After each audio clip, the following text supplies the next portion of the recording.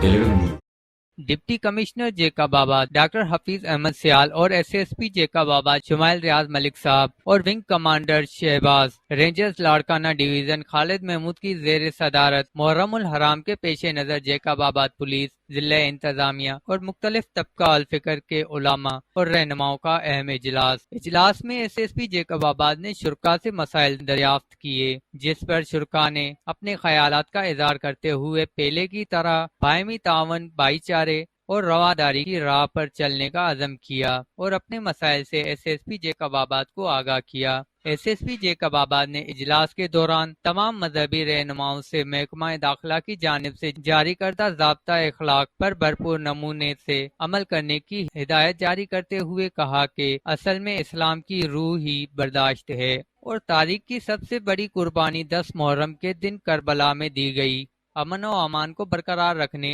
اور مذہبی ہم آہنگی کے لیے ضلع کے داخلی اور خارجی راستوں بالخصوص بلوچستان بارڈر پر پولیس پکٹس قائم کر دی گئی ہیں اور آنے والی تمام گاڑیوں کو سختی سے چیک کیا جا رہا ہے۔ تمام جلوس کی گزرگاہوں پر سی سی ٹی وی کیمراز نصب کر دی گئی ہیں، جس کی مانیٹرنگ کے لیے کنٹرول رومز بھی قائم کیے گئے ہیں۔ ماتمی جلوس اور مجالس میں آنے والوں کو سختی سے چیک کیا جائے گا۔ کیمرہ مین شکیل بلوچ کے ساتھ حضور بخش مغیری، 11 نیوز، جیکب آباد۔